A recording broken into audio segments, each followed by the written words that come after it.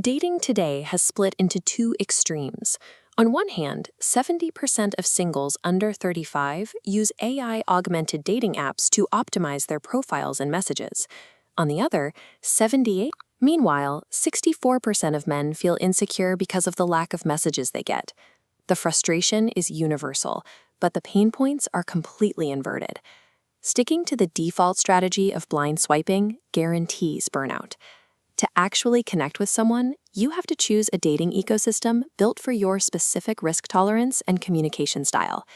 There are currently 5 dominant strategies on the market. To navigate this, we'll break down the time, money, and emotional trade-offs required for each one. We can evaluate every modern dating approach using a simple matrix. We'll look at the strategy, the input required from you, the primary outcome you get, and the trade-off you have to accept. Strategy 1 is the AI-assisted swipe. This involves using large language models to write your profile and generate opening messages. It requires low effort, and platforms report it boosts reply rates by up to 40%. The trade-off is false competence. If you rely on a chatbot to craft witty, perfectly timed text messages for 3 weeks, you are setting an expectation you have to meet in person. When the physical date happens, the gap between the AI's charisma and your actual conversation skills creates immediate friction. Strategy 2 is compatibility first AI. Platforms like Jeter AI abandon the photo swipe model entirely. Instead, they require users to complete deep psychological and behavioral mapping before ever seeing a profile. This requires a high initial time investment. However, the outcome is a date conversion rate 3 times higher than traditional apps, with significantly less conversational friction because you already align on core values. The trade-off here is a micro-dating pool. You have to sacrifice the immediate dopamine rush of swiping through hundreds of faces, accepting a slow, curated trickle of highly vetted matches instead.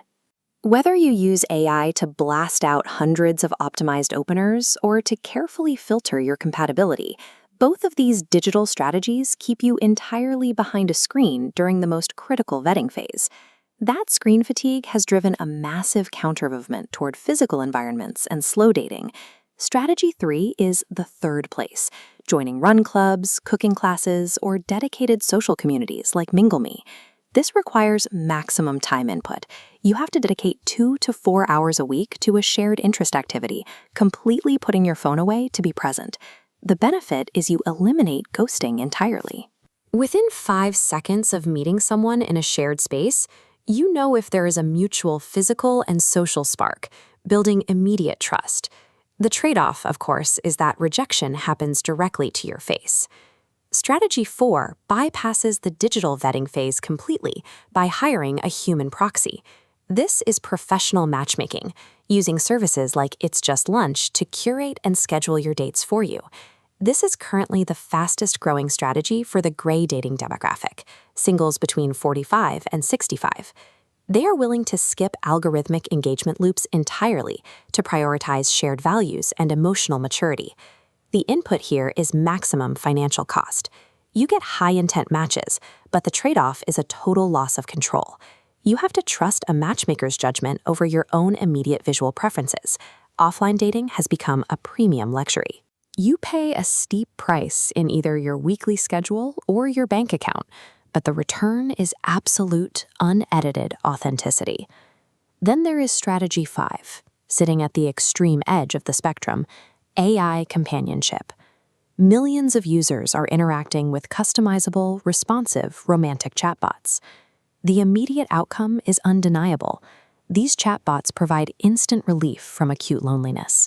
They offer a perfectly safe, controlled space to simulate romance without the anxiety of being judged. We've been primed for this. The cultural legacy of films like Her, alongside recent controversies over AI voice emulation involving Scarlett Johansson, show how quickly we are willing to blur the lines of digital romance. This creates what researchers call artificial intimacy. The technology perfectly mimics the emotional rewards of a relationship: attention, validation, consistency, without requiring any of the compromises or sacrifices necessary when dealing with a real human being. This requires zero friction and delivers instant relief, but the trade-off is a dangerous isolation feedback loop.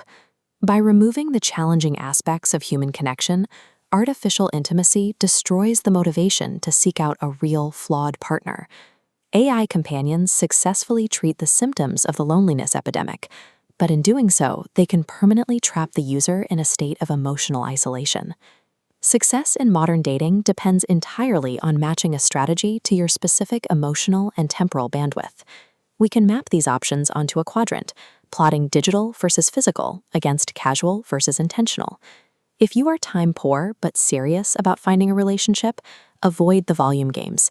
Invest your resources in the top intentional quadrants, utilizing Compatibility AI or professional matchmakers.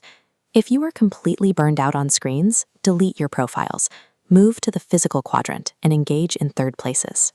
You need to rebuild trust through face-to-face chemistry, even if it means handling physical rejection. If you struggle with severe text anxiety and need help breaking the ice, the AI-assisted swipe in the digital casual quadrant is an option.